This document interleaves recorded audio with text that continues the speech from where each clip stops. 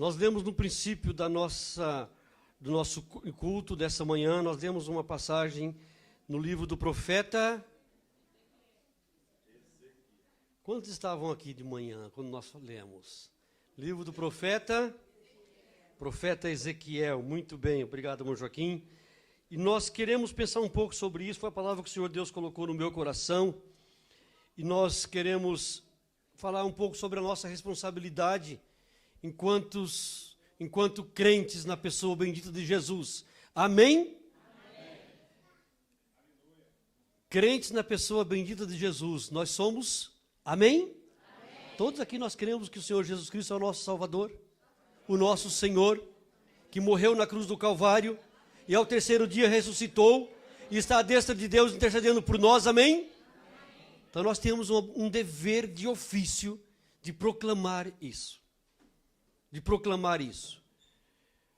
o profeta Ezequiel, o livro de Ezequiel com o livro de Daniel, são considerados os livros apocalípticos do Antigo Testamento. As visões que Ezequiel teve, as visões do templo, reconstrução do templo, cativeiro. O profeta Ezequiel era filho de sacerdote, ele se preparava para exercer o sacerdócio, mas porém a desgraça veio sobre Judá e ele foi levado cativo para Babilônia, uma distância de mais ou menos 1000 quilômetros, Luciano. Foi levado cativo na segunda invasão que o reino de Nabucodonosor fez à terra de Judá. Profecia de Jeremias, que devido à desobediência do povo, o povo só iria ser curado da idolatria no exílio.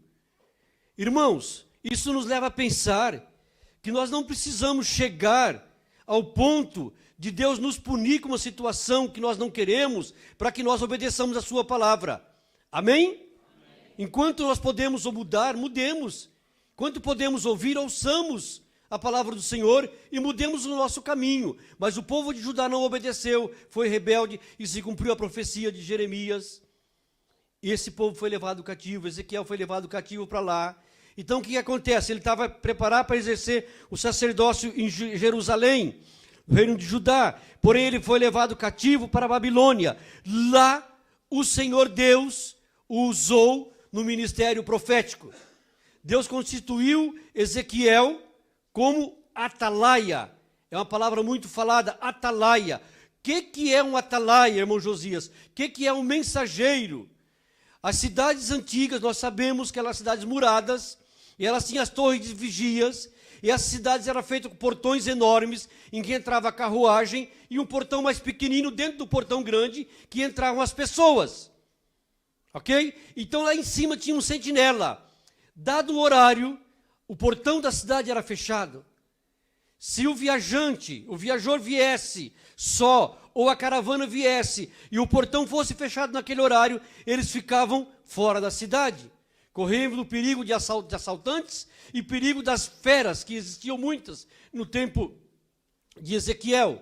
Nos tempos bíblicos existiam muitas feras, como leões, ursos, a Bíblia fala sobre isso, leopardos, hienas e lobos e chacais, a Bíblia fala muito sobre isso. Então havia muito esse risco. Então o atalaia estava ali em cima, e ele via uma carruagem chegar, ele gritava: apressa-te, porque a porta está para fechar.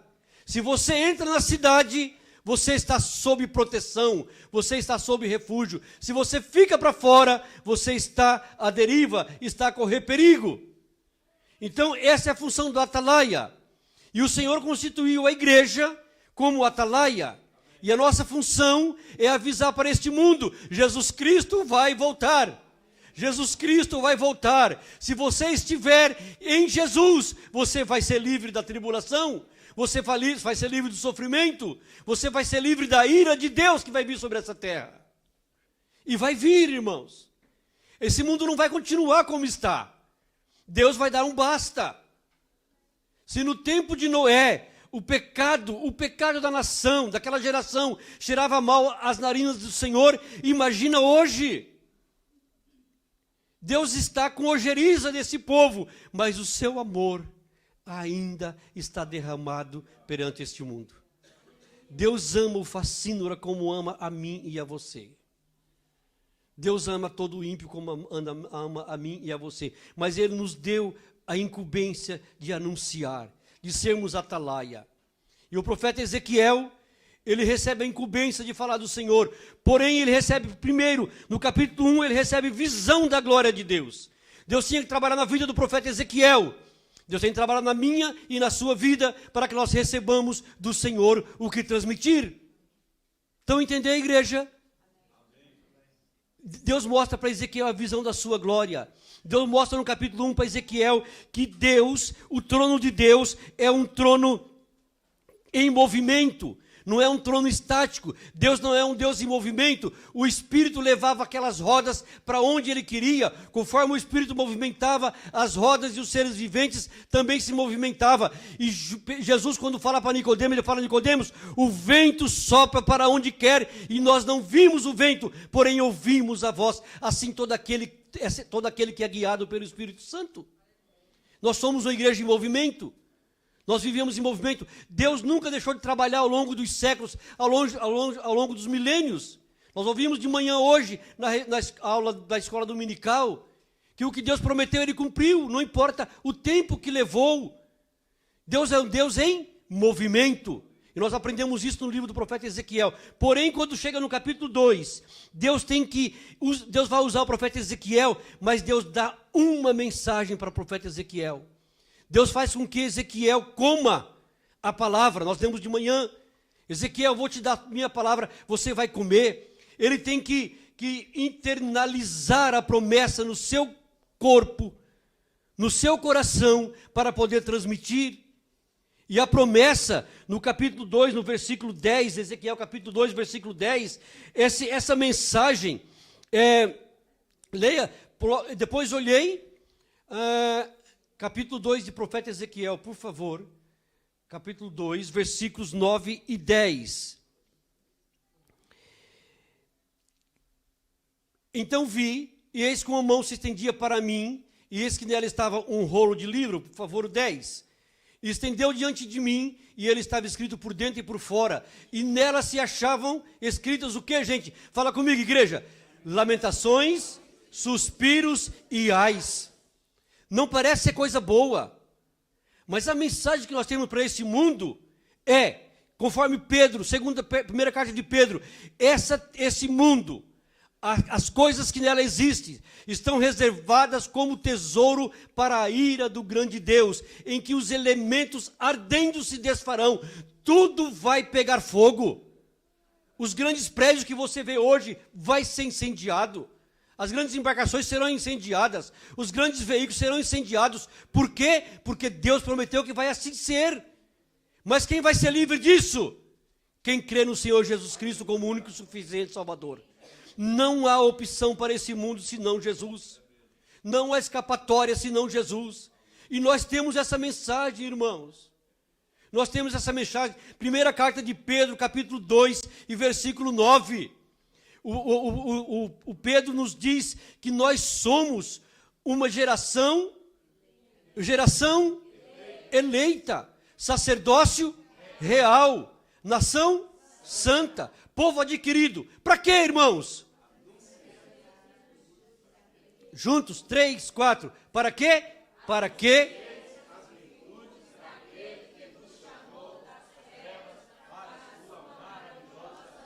Você pode, eu nunca usei isso, mas pode falar para o seu irmão: irmãos, você é nação santa, você é a geração eleita, você é sacerdócio real, e você e eu temos uma incumbência. Nós temos uma incumbência de anunciar as virtudes daquele que nos chamou das trevas para a sua maravilhosa luz. É muito fácil ficarmos acomodados aqui e não proclamarmos o amor de Jesus. Mas almas estão a perecer. Provérbios diz: livra, salvai alguns, arrebatando do fogo. Deixa o versículo lá, por favor, irmão.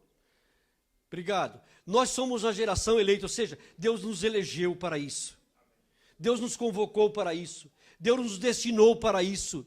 E outra coisa, nós somos sacerdócio real. O sacerdócio no Antigo Testamento era por pessoas específicas. E hoje Deus nos constituiu, a mim e a você, como sacerdote. Nós somos sacerdotes na nossa casa. Nós somos sacerdotes não apenas na igreja. Nós somos sacerdotes no nosso trabalho. Nós temos uma obrigação, uma incumbência da parte de Deus. E nós somos povo adquirido. O próprio Pedro disse, porque vocês não foram comprados com coisas corruptíveis, como prata e ouro. E outra coisa, ele fala assim, vocês não foram comprados da vossa vã maneira de viver. Irmãos, eu creio que não tem nenhum crente que continue vivendo uma vida vã, uma vida sem sentido. Não tem, não pode ter. O crente que conhece a Jesus não pode viver uma vida vã, uma vida que não tem sentido. Não, a nossa vida tem sentido. Sofremos? Claro que sofremos. Faz parte da vida. Sofrimento faz parte da vida. Mas conosco está o Senhor. O Senhor não nos abandona. A nossa esperança, cada dia ela é avivada. A nossa fé está alicerçada no Senhor que nunca falhou e nunca vai falhar. Não está alicerçada em homens, não, igreja. Está alicerçada na palavra do Senhor, que se cumpre todos os dias. Aleluia! Aleluia! Meu coração transborda de alegria, irmãos, por ver o quanto Deus é misericordioso para comigo. O quanto Deus é bom para comigo. Não sei se você consegue sentir isso. A misericórdia do Senhor na sua vida. Os livramentos que o Senhor tem te dado. Como Ele tem cuidado de mim. Como Ele tem cuidado de você. Porque nós merecemos? Não. Mas nós precisamos. Ele sabe que nós precisamos do cuidado dEle. Agora, por que não estender a outro esse cuidado? Por que não falar a outro sobre o cuidado do Senhor? Deus nos deu uma mensagem para falar. Deus colocou no nosso coração a sua palavra.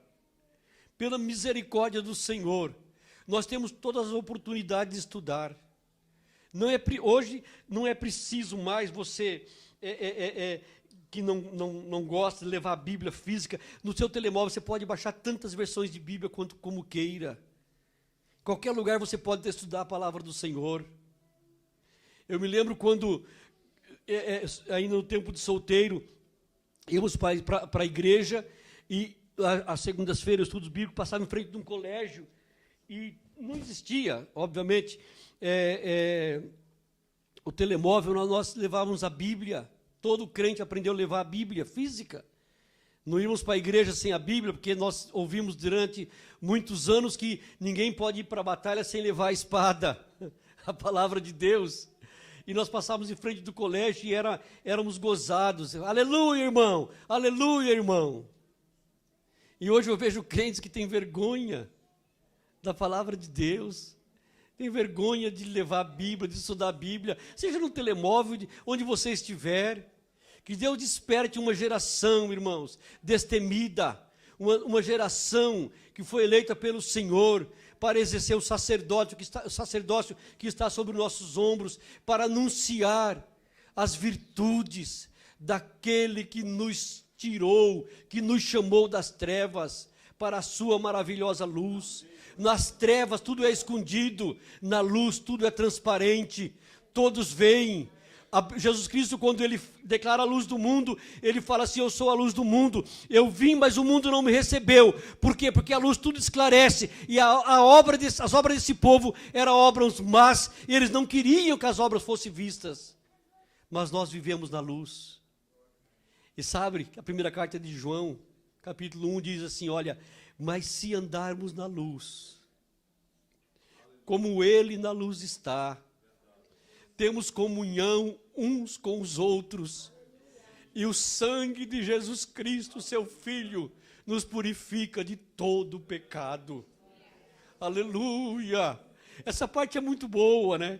O sangue de Jesus Cristo nos purifica de todo pecado, e é assim. João, o Batista, quando viu Jesus, ele diz, eis aí o Cordeiro de Deus, que tira o pecado do mundo. Mas só que o versículo é condicional. Se andarmos na luz, se tudo que nós fizermos, nós não tivermos vergonha do que nós fizermos. Se tudo que nós falarmos, nós não tivermos vergonha do que falamos. Se tudo que nós pensarmos, nós não tivermos vergonha do que pensamos. Aí nós vamos ter comunhão uns com os outros. Ô, irmão, a comunhão é tudo em comum. Não tem diferença. Sabe, eu olho para vocês, eu vejo meus irmãos, eu vejo minhas irmãs em Cristo Jesus. Porque o sangue de Jesus Cristo que estava sobre a minha vida, está sobre a sua vida. O mesmo sangue que me comprou a você, comprou a você, comprou a você. E se eu fosse você, eu ficaria muito feliz com isso. Eu agradecia ao Senhor por isso. Aleluia. Aí sim, temos comunhão uns com os outros. E o sangue de Jesus Cristo nos purifica de todo o pecado. Não deixe as mensagens do diabo confundir a sua mente. Não deixe. Declara todos os dias: eu sou um filho amado de Deus. Declare isso. Esse dia eu recebi uma mensagem de uma irmã, lembrei-me agora. A irmã me disse: irmão Josias, eu penso que às vezes eu não sou escolhida de Deus, às vezes eu penso que eu não sou filho de Deus, porque eu passo tanto problema, tanta coisa, e me acontece isso, me acontece aquilo outro. Eu falei: bem-vinda ao time, irmã. Bem-vinda ao time. Pelo menos aqui, nós somos dois. Pelo menos aqui somos dois.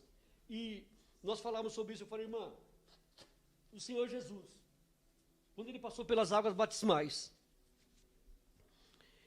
ele recebeu uma voz do próprio Deus dizendo: este é o meu filho amado, em quem eu tenho prazer, em quem eu me comprazo. O Senhor Jesus Cristo recebeu essa voz, uma confirmação do Pai, de que ele era o filho amado de Deus, enquanto nesta terra, enquanto homem. E ele sai dali todo regozijando. Deus ratificou, Deus confirmou. E para todos aqueles ali, sabe, aquela confirmação de que o Senhor Jesus é o filho amado de Deus. Aleluia. Mas logo depois disso, aproximou-se dele o diabo no deserto. O que o diabo disse para ele, irmãos? Se o próprio Jesus Cristo passou por isso, o diabo tentou colocar na cabeça de Jesus dúvidas quanto à sua filiação, quanto à paternidade divina. Se tu és o Filho de Deus, se tu és, irmãos, nas situações mais difíceis da nossa vida, o diabo aproveita a brecha para tentar colocar no nosso coração mensagens diabólicas, tentar nos tirar a comunhão com o Senhor e nos tirar a convicção de que nós servimos ao único Deus vivo e verdadeiro. Se foi assim com Jesus, como não há de ser comigo e com você? Mas sabe como Jesus venceu o diabo? Pela palavra. Pela palavra. E ele diz: sim, a minha situação agora é essa. Eu estou aqui 40 dias, 40 noites com fome, jejuando, não tem problema nenhum.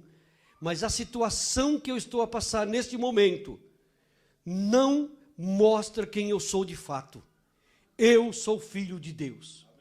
E você ouve mensagens, se você que serve ao Senhor, por que você está desempregado?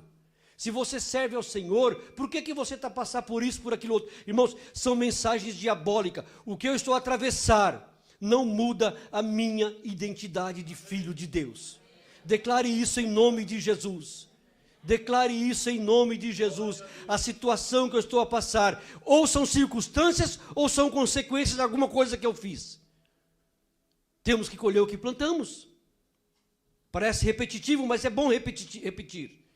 Temos que colher, isso é óbvio, ninguém vai deixar de colher o que plantou. Então que Deus em Cristo nos coloque no coração isso. Eu sou filho amado de Deus. Mas Deus deu uma mensagem específica para Ezequiel. E Ezequiel só podia transmitir a mensagem que vem de Deus. Se a mensagem não vier de Deus, irmãos, não fale. Se você ler um pouquinho mais, vai dizer que Ezequiel, no capítulo já 3, versículo 15, por favor. Capítulo 3, versículo 15. De Ezequiel, o profeta Ezequiel, capítulo 3, versículo 15. E vinha aos cativeiros, até Labib, que morava junto ao rio Quebar, e eu morava onde eles moravam. E eu fiquei ali 7 dias, pasmado no meio deles. Tem coisa que te deixa pasmado? Você olha para a situação desse mundo e não te fica pasmado? Mas tem hora que não é para você falar nada. Hora para você se calar. Se Deus não te der uma mensagem, não fala. Ele ficou quantos dias pasmado? Se você for no capítulo seguinte, 16, ele diz o quê? Ao fim de 7 dias. Por favor, deixa lá. 16, capítulo, versículo 16. Ao fim de 7 dias, veio a mim a palavra do Senhor, dizendo: se te veio a mensagem do Senhor, fale. Fale. Ezequiel diz o seguinte, Deus fala para Ezequiel: Ezequiel, fale. Quer eles ouçam, quer eles não ouçam. A nossa função, irmãos, como servos do Senhor Jesus, é falar. A função de convencer é o Espírito Santo. Nós não vamos convencer ninguém, mas o Espírito Santo convence. Fale a palavra do Senhor, porque Deus se compromete com a sua palavra. Deus fala ao profeta Jeremias: o que vê, Jeremias? Eu vejo uma vara de amendoeira, viste bem, porque eu velo pela minha palavra para cumprir. Eu vigio sobre a minha palavra para cumprir. Se você falar a palavra do Senhor, vai cumprir-se. E não adianta. Quando morre o filho de Davi, Absalão era um jovem muito bonito, muito formoso, tinha uma cabeleira muito grande, constantemente ele cortava o cabelo, mas crescia muito. Mas Absalão resolve tomar o trono do pai, resolve destituir o pai, e ele se revoltou contra o pai. E o exército de Davi, com o comandante Joabe, foi perseguir Absalão. Olha, é tanto foi perseguir Absalão, mas o rei deu uma ordem para o comandante: olha, não mate o menino, trate ele com cuidado, ele é meu filho, é revoltoso. Olha o coração de pai, né? Nós vimos de mãe, coração de mãe é o coração de pai também. Ele está revoltoso, ele quer me destituir do trono, mas trate ele com carinho. Porém, quando ele estava a fugir, a mula dele passou embaixo de uns carvalhos e os cabelos dele se engancharam e ele ficou preso pelo cabelo. Está lá em segundo livro do profeta Samuel, capítulo 18. E ele ficou ali preso e disseram a Joabe: olha, Absalão está assim, assim. Joabe foi lá e matou. Tinha no reino um rapaz chamado Aimaas, filho do sacerdote Zadok. Era o grande corredor. Ele era atleta de grande competição. Ele corria imenso, corria mais do que todos. E ele era o mensageiro do rei, do reino. E ele precisava levar mensagem para o rei. O rei estava no palácio, o rei não estava ali. Precisava levar mensagem para o rei de que Absalão tinha sido morto. O homem que queria matá-lo, não obstante ser filho, havia sido morto. E Aimaas chega perante Joabe e fala: Joabe, eu vou levar a mensagem. Ele fala: não, hoje a mensagem não é sua. Hoje não é você que vai levar a mensagem. Ele queria apressadamente falar o que ele não tinha. Ele não tinha a mensagem. A mensagem estava com ele. Não estava com ele, estava com outro. Joabe chama um outro jovem.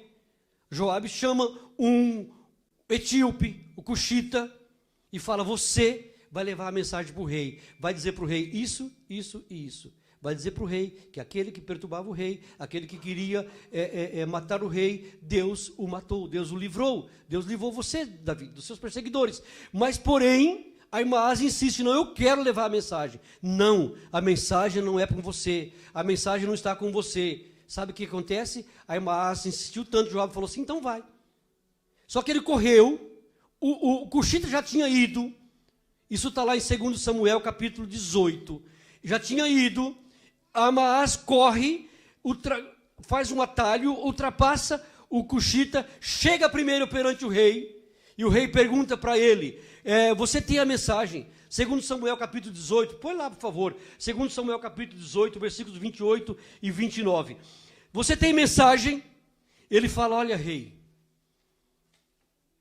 2 Samuel 18, E ele disse, bendito seja o Senhor que entregou os homens que levantaram a mão do rei, e tal e tal. Versículo seguinte, por favor. Isso mesmo. Então disse o rei, vai bem com o jovem Absalão? Disse Ahimaás, vi um grande alvoroço, quando Joabe mandou o servo do rei, e a mim, teu servo. Porém, não sei o que era. Outra versão diz, porém, eu não sei o que te dizer. Porém, eu não sei o que aconteceu. Afoito, queria se aparecer, queria fazer o que Deus não mandou, queria fazer o que o comandante Joabe não mandou, e chegou lá, não tinha o que dizer. Irmãos, quando você não tem mensagem, não fale. Se não vier da parte de Deus, não fale. Se você não tiver segurança, não fale. Após isso, chegou o etíope, e aí entregou a mensagem para o rei, como havia recebido de Joabe. Então, há tempos na nossa vida, irmãos, nós temos que nos calar. Nós temos que nos calar.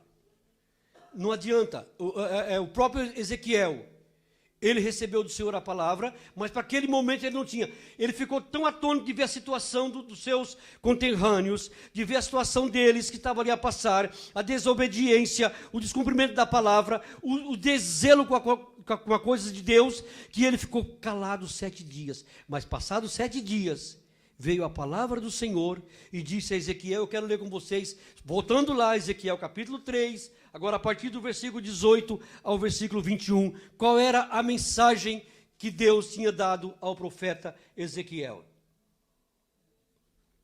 Aqui situações entre ímpios e entre justos. Diz o seguinte, quando eu disser ao ímpio, certamente morrerás, não o avisando tu, não falando para avisar o ímpio acerca do seu caminho ímpio, para salvar a sua vida, aquele ímpio morrerá na sua maldade, mas o seu sangue da tua mão o requererei. Irmãos, Deus mudou? Deus mudou? Deus está dizendo aqui para mim e para você, se eu te disser, olha, fala para aquele rapaz que o que ele está fazendo é mal, fala para aquela senhora que o que ela está fazendo é mal, e você não fizer, e ela morrer no seu pecado, Deus vai requerer de mim e de você essa responsabilidade que Ele nos passou. Irmãos, pense na seriedade disso. Pense na seriedade disso. Mas, continuando a leitura, versículo seguinte. Mas, vírgula, contudo, porém, entretanto, se avisares o ímpio, e ele não se converter da sua iniquidade, da sua impiedade e do seu caminho ímpio, ele morrerá na sua maldade, mas tu livraste a tua alma. Por isso que Deus disse para Ezequiel, Ezequiel, vai dizer a esse povo, quer eles ouçam ou não ouçam, porque eles são casa rebelde. Vá dizer. Quem saía bem nessa, irmãos, quem sai bem nessa sou eu e você. Se nós falarmos e ele ouvir, ele não ouvir, nós estamos livres. A nossa parte nós fizemos como servos do Senhor, como mensageiros, lembra? Como nação santa, como sacerdócio, como povo adquirido, nós temos a função de anunciar as virtudes daquele que nos chamou das trevas para a sua maravilhosa luz. Se nós falarmos e ele ouvir, nós estamos safos. Estamos bem perante o Senhor. Senhor, eu falei, mas ele não ouviu. Continuando a leitura, por favor. Agora é com o justo. Agora é com os crentes da Assembleia de Deus de Oeiras. Interessante. Semelhante. Quando o justo se desviar e da sua justiça e fizer maldade, e eu puser diante dele um tropeço, atenção, crentes, às vezes um tropeço que você está a passar, foi Deus que colocou, como um aviso. Essa situação que você às vezes está a passar, é como um aviso do Senhor. Lembra que a profecia tinha ais, lamentos? Lembra? Lembra? Ele morrerá. Porém, não avisando tu, no seu pecado morrerá, e as suas justiças que praticara não virão em memória, mas o seu pecado da sua mão o requererei. Depois você pode ler na sua casa o capítulo 33 do profeta Ezequiel, que fala muito bem sobre isso. Irmãos, Aqui está dizendo o seguinte: se você vê o seu irmão a pecar, Jesus falou sobre isso em Mateus 18. Se você vê o seu irmão a pecar, chega nele e fala sobre isso. Foi pregado aqui num domingo desses. Foi pregado. Você chega e fala com ele. Se ele te ouvir, maravilha. Se ele não te ouvir e não quiser nem perante as testemunhas, nem perante o pastor, nem perante a igreja, não tem problema, ele vai morrer. Ele vai morrer. Mas se você souber que seu irmão está a praticar atos que desonram o evangelho do Senhor Jesus, que desonram o nome do Senhor Jesus, e você não avisar, e essa pessoa, esse crente morrer desviado, Deus vai cobrar de mim e de você essa responsabilidade. Mais uma vez eu digo, irmãos e irmãs da igreja de Oeiras, nesta manhã, e aqueles que nos ouvem, pense sobre essa responsabilidade que Deus nos dá. Medite sobre isso. Continuando, por favor, nós vamos ler mais um pouquinho. Agora é o versículo 21. É até aí. Mas avisando tu, ó justo, para que o justo não peque, e ele não pecar, certamente viverá, porque foi avisado e tu livraste a tua alma. Duas situações: falar para quem não conhece a Jesus e falar para quem conhece a Jesus. É sério, não é, pastor? A coisa aqui é muito séria. Quem conhece a Jesus é justo, mas o justo peca. Está aqui, o justo vai pecar, pode pecar. E nós temos o dever e a obrigação de falarmos sobre Jesus para essas pessoas. Amém? Nós temos uma mensagem para este mundo. Nós, Igreja do Senhor Jesus, temos uma mensagem para este mundo. De quem nós vamos falar, igreja? Vamos falar de quem? A quem nós devemos anunciar? Quem nós devemos anunciar juntos? Jesus. Nós não temos outra coisa a anunciar a não ser Jesus. Vamos falar de problemas. Ah, mas pastor, estou falando de Jesus. Ah, mas vou falar de Jesus. Estou falando de Jesus. Ontem no NAU passou uma matéria sobre... Vou falar. Sobre padres que se reúnem em casas paroquiais para grandes orgias sexuais. Se vocês não viram, volta lá e vejam isso. Denúncias e denúncias e denúncias. Primeira coisa que eu vou falar para vocês, mas a igreja, estou falando de Jesus. O que Jesus fez que para você não querer ouvir sobre ele? O que de ruim Jesus fez por você? Aí você vai dizer o que Jesus Cristo fez. Pedro, o apóstolo, lá em Atos capítulo 10, ele foi chamado pelo Senhor para visitar Cornélio, um homem piedoso, um homem que dava esmola, um homem que orava várias vezes por dia, um homem que jejuava, e Pedro foi falar de Jesus. Vamos lá, Atos capítulo 10. Por favor, Atos capítulo 10. Irmãos, deixa eu falar uma coisa para vocês. Não é por muito falar que nós seremos ouvidos. Amém? Entenderam? Não canse as pessoas. Fale o essencial. Pedro é levado para falar na casa de Cornélio. E a Bíblia nos fala que ele se apresenta perante Cornélio. E se você ler comigo, do capítulo 10 de Cornélio, a partir do versículo 34, nós vamos fazer uma leitura, Atos capítulo 10, a partir do versículo 34. Olha, veja bem, o Cornélio não era da nação de Israel, era um centurião, era um homem que tinha os seus empregados, era um homem rico, porém ele precisava ouvir falar sobre Jesus. Deixe-me achar aqui, Atos capítulo 10, a partir do versículo 34, nós vamos ler o que o Senhor disse, o que Pedro disse para Cornélio. É uma mensagem, irmãos, que não dá 2 minutos. Não dá 2 minutos. Vamos lá? E Pedro, abrindo a boca, disse: reconheço por verdade que Deus não faz acepção de pessoas, mas que lhe é agradável aquele que em qualquer nação o teme e faz o que é justo. A palavra que ele enviou aos filhos de Israel, anunciando a paz por quem, gente? por Jesus Cristo, este é o Senhor de todos.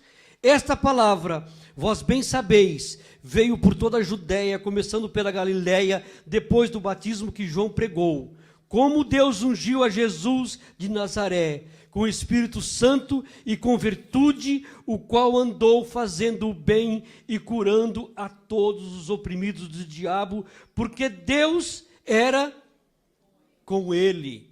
E nós somos testemunha de todas as coisas que fez, tanto na terra da Judéia como em Jerusalém, ao qual mataram pendurando no madeiro. A este Deus ressuscitou ao terceiro dia e fez que se manifestasse não a todo o povo, mas às testemunhas que Deus antes ordenara, a nós que comemos e bebemos juntamente com ele, depois que ressuscitou dos mortos. E nos mandou pregar ao povo e testificar que ele foi por Deus constituído juiz dos vivos e dos mortos. A este dão testemunho todos os profetas de que todos os que nele creem receberão o poder, o perdão dos pecados pelo seu nome.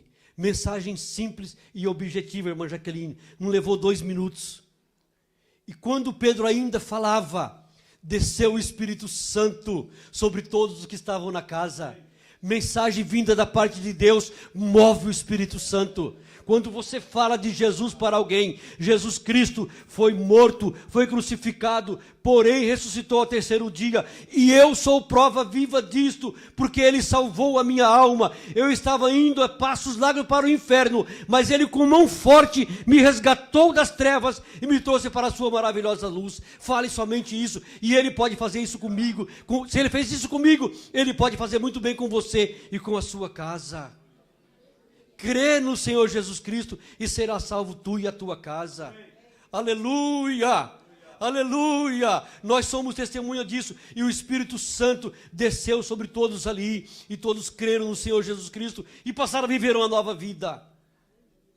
Veja que eu li aqui com vocês que Deus fala assim, olha, e Ele nos mandou pregar a todos. Ide por todo o mundo. Pregue o Evangelho a toda criatura. Pregue o Evangelho a tempo e fora de tempo. Apóstolo Paulo diz aos romanos, ai de mim se não pregar o Evangelho. Aleluia. A responsabilidade é minha e é sua. Se nós não deixarmos de falar, Deus vai requerer da nossa mão, das nossas mãos. Eu quero terminar com vocês, irmãos. Filipenses capítulo 2. Eu estou mostrando aqui para vocês, irmãos, dentro da palavra do Senhor, qual é a mensagem que nós possamos levar a este mundo. Jesus Cristo salva, Jesus Cristo cura, Jesus Cristo batiza com o Espírito Santo, e Jesus Cristo em breve voltará e nos levará para os céus. E todo o mundo vai reconhecer que Jesus Cristo é o Senhor só quando Ele voltar. Que reconheça agora enquanto é vida, enquanto há tempo, que nós reconheçamos que o Senhor Jesus Cristo é o Senhor da nossa vida. O apóstolo Paulo, quando ele escreve aos Filipenses, no capítulo 2 de Filipenses, ele vai falar sobre Jesus. E ele fala a partir do versículo 5, olha a nossa atitude, irmãos, que nós queremos falar. A partir do versículo 5, seja a atitude de vocês, ou seja, de sorte que haja em vós, o mesmo sentimento que houve em Cristo Jesus. Continuando, por favor, que sendo em forma de Deus, continuando, não teve por usurpação ser igual a Deus, mas aniquilou-se a si mesmo, tomando a forma de servo, fazendo-se semelhante aos homens. Jesus Cristo veio a essa terra e foi homem como eu e como você, viveu como homem como eu e você. Continuando, por favor, a leitura, e achado em forma de homem, e ele como homem, ele humilhou-se a si mesmo, sendo obediente até a morte, e morte de cruz. Continuando, por favor, pelo que Deus o exaltou. Ele humilhou-se a si mesmo, mas Deus o exaltou. E lhe deu um nome, que é sobre todo nome. para que ao nome de Jesus se dobre todo o joelho dos que estão nos céus e na terra e debaixo da terra, e toda língua confessa que Jesus Cristo é o Senhor, para a glória de Deus Pai.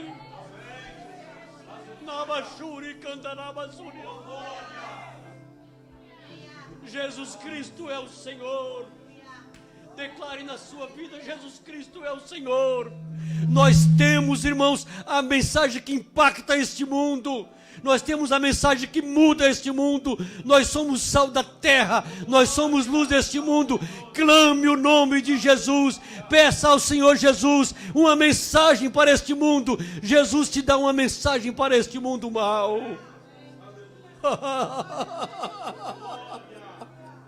Aleluia, aleluia, aleluia, aleluia.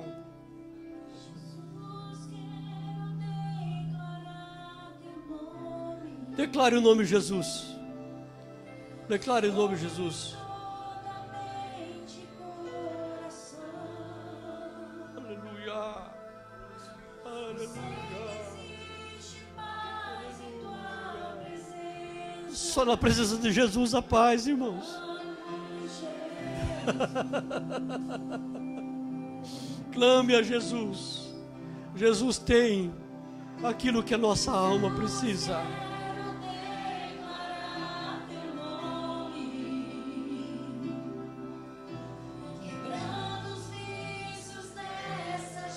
Aleluia, aleluia.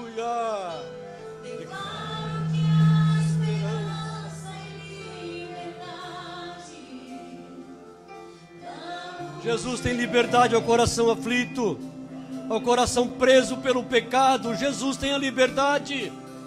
Jesus tem a paz que esse mundo precisa. Jesus cura. Jesus é poderoso. Aleluia. Ah, Jesus Cristo é o autor da vida. Aleluia.